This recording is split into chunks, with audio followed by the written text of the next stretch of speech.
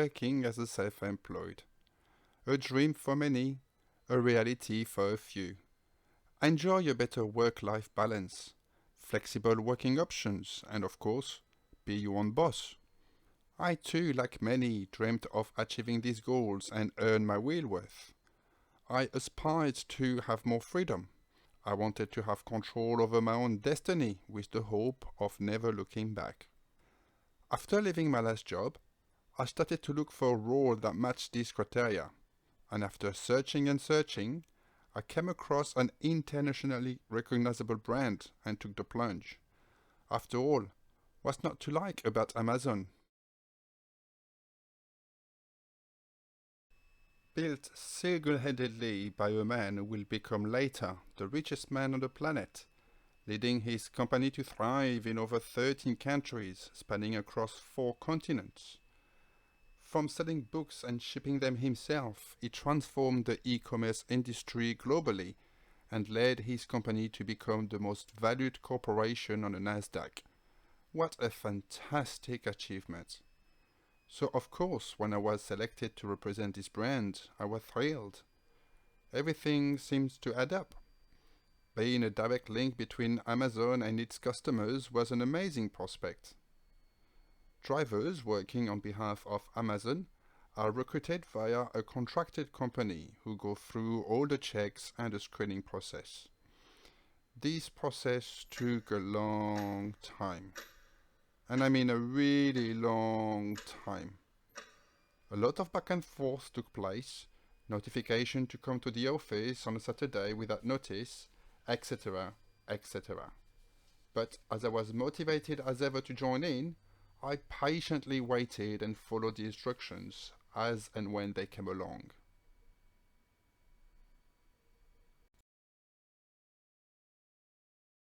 Eventually, I was invited with some other applicants for a presentation where we were briefed about the terms and conditions of the role, and it seemed pretty straightforward.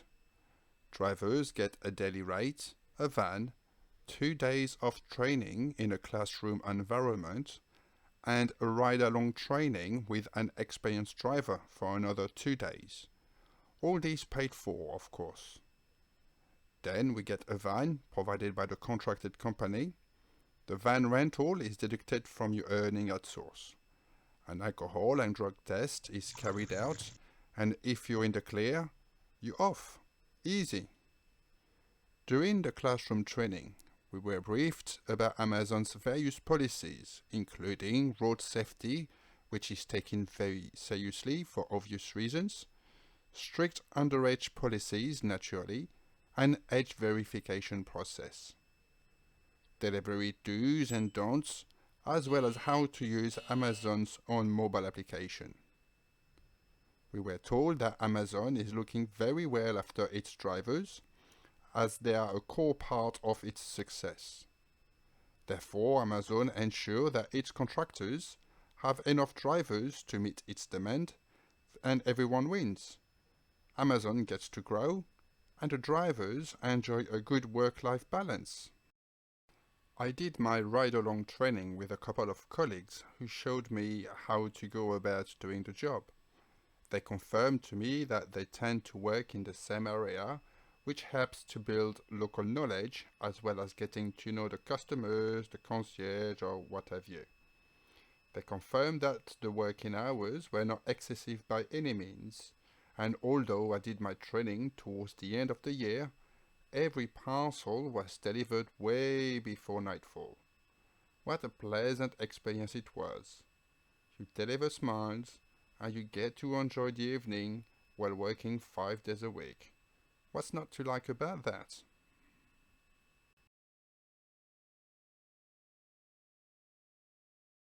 So I got my van on a Saturday, and I started working on the following Sunday. Of course, once on my own, and working in an area that I did not know at the time, it took me a bit more time to complete all my deliveries than it would now. But thankfully, when a driver starts working alone, Amazon allocates what's called a nursery route.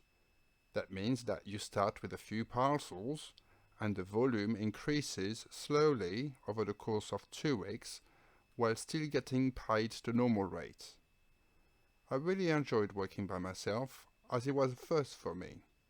My own music in the van, the app tells you where to drive. Once you reach the location, you grab the parcel, knock at the door, greet the customer, occasionally have a quick chat or a quick joke, scan the parcel, say goodbye, and move on to the next one. Simple. Then, of course, Black Friday came along, followed by the run-up to Christmas. Busy times indeed, especially for delivery services. But there is nothing more gratifying than delivering hundreds of smiles and seeing people so happy to see their orders being delivered. From the present to the granddaughter, to the secret Santa for the office party, it was a real pleasure to work at this time of year.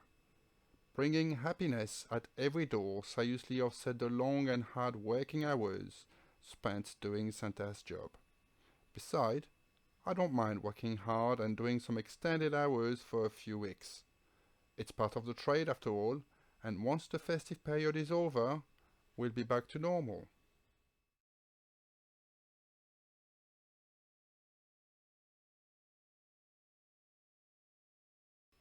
The new year came along, and all the drivers were happy. We all worked long and hard, but we all managed to pull it through together. Like in many trades, we have a WhatsApp group which keeps us together. On it, we can discuss anything work-related, but naturally, we have to keep it professional. So for that reason, I created another WhatsApp group for the drivers only. On it, we can talk about absolutely anything and everything, from work-related matters to jokes and anything in between. On the official group, we can address issues we encounter on a daily basis. As you can imagine, working on behalf of such a huge company, it's far from being perfect, and there are a few flaws. For instance, the workers at a warehouse really don't make our lives easy. From putting stickers where we need to scan the parcels, to poor packaging, it has been a lot more difficult to do the job efficiently. This is a real issue as we have to deal with a large amount of parcels, and the last thing we need to do is to waste some time trying to peel off that bloody sticker. So we have to scan the parcel manually, resulting in more time being wasted. Then there is the mobile app itself. You'd think that for a company that has developed its own space program, they would be very tech savvy. But let me tell you that there is a huge need for some serious improvement. Why on earth do we get our drops so far in between? It does not make any sense. Or having all our drops at the same area and another one miles away from everything else, resulting in more time spent in traffic, which leads to more time wasted, pollution, and diesel cost. It would seem that developing an app is more complicated than rocket science. If the issues stop there, that wouldn't be a major problem. After all, the sticker issue has been going on for a long time according to the oldest drivers, and only God knows why we don't have a system that puts all the deliveries in a precise order. But the biggest issue lies out of sight from Amazon. It is a fact well established that once a company starts to subcontract some of its work, it loses control over the areas it delegates, and Amazon is no exception to this rule. From the moment I started working for the company I rent the van from, I had a feeling that care and attention to the workforce was not the main priority. It felt that we were treated a bit like a flock of sheep. But as much as I enjoy the job in itself and I value Amazon, I also need to do something to pay the bills. At the time, I wasn't too bothered about the way I was being treated, as all that mattered to me was to get started and to start receiving my pay. As I explained earlier on, any expenses such as the van rental is deducted at source, but then we get paid 4 weeks in arrears, which is a big ask if you don't have any savings aside. Considering that we have to pay our rent, bills, as well as a diesel for the van. So if there is no money, there is no diesel, and subsequently no work possible. At the end of the day, people who end up doing this kind of job are not the ones who are the most well off in terms of financial resources. Following the new year, our company got rid of a fair amount of drivers. Everyone assumed that it was due to the festive period being over, as the first few months of the year are usually quieter. Anyone would agree that if there is less demand, the workforce has to be reduced. But we all noticed that the workload had in fact significantly increased in one hand, while our manager was asking on the WhatsApp group if anyone wanted to have a day off. This doesn't make any sense. Besides, we were not issued our remittance statements as we normally did, and we noticed that our paycheck was nowhere near accurate. We inquired to our manager for the reason why this happened, but we were never given a clear answer. We were told that it would get sorted, but the issue is still ongoing. I know that he's been asking the office for a missing payment for me, but that's 12 weeks now and I'm still waiting. Now, we end up in a position where drivers have been left in a very difficult position. Some have not been paid at all, some have been paid the mileage only, while some others have been charged for 2 vans in the same week. How on earth is this allowed to happen? As this wasn't bad enough, the company imposed some excruciating fees for about anything. £400 for a small damage on a van, or £35 plus VAT to administer a parking charge notice. But hey, they can't pay us in full and on time. It feels like these kind of companies make more money from the drivers than they make from their clients. I've looked into the contract, and there are no indications with regards to the damages. They are free to charge whatever they like, even if it results in 2 weeks or more worth of earnings. We are talking about people who have families, kids, bills to pay. There are people who work extra long and hard hours. So, to illustrate how bad the situation is, I'll insert some extracts of the conversations we had amongst us, and I'll play some relaxing music in the background. I do apologize for the grammar and the spelling from some of my colleagues, but as you'll appreciate, English is not their first language, including myself, but you've probably worked that one out already. But you'll get the point. Furthermore, these messages were not intended to be used for this purpose originally. Anyway, what are we going to listen to? Oh, I've got a perfect record right in front of me.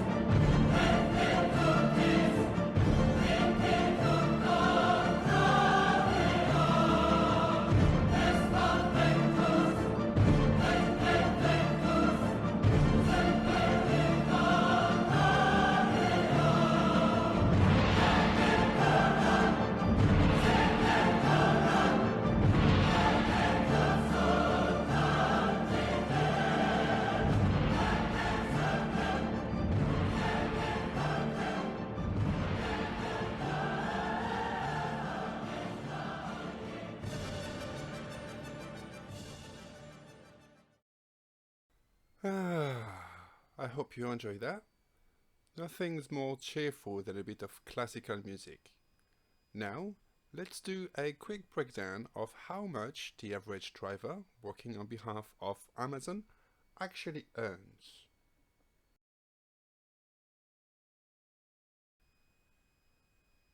So on this remittance statement, I got rid of the dates because it makes no difference. I also got rid of the route types because to an untrained eye will make no difference, and the site is just irrelevant. So Amazon pays on average 10 miles per day, and in this example we also got 2 days off. So now the daily rate is £130 for a small van, and so the fuel rate is based on the mileage. So this is what Amazon pays at. So that comes up to £669.08. So for the deductions, we get charged so a week, 7 days, the van rental, so £96.75. The insurance is £83.25. Then we get charged for some good in transit and a public liability, which comes up to £190.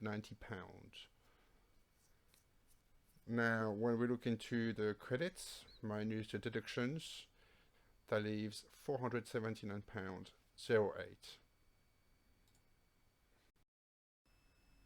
So some eagle eye out there will have noticed that we talk about split route in the messages. So what is a split route? Basically, a split route means that you're splitting by half your amount of parcels with a colleague, which means that you're also splitting your money with the colleague. So you're earning only half of your daily rates on that particular day, but the van rental remains exactly the same. So that's just a point to emphasize on to clear any jargon. Okay, so if we resume, that's £479.08 divided by 50 hours a week, which is equal to 10 hours a day, is equal to... Whoa. Just hang on a minute. Did I just say 50 hours per week? Where the hell does that come from? Well, from the manager. He just dropped it casually in the middle of the afternoon on the WhatsApp group. This is just... I surely didn't sign up for this. So if we recap, £479.08 divided by 50 hours per week is equal to... I give you 10 seconds to work it out.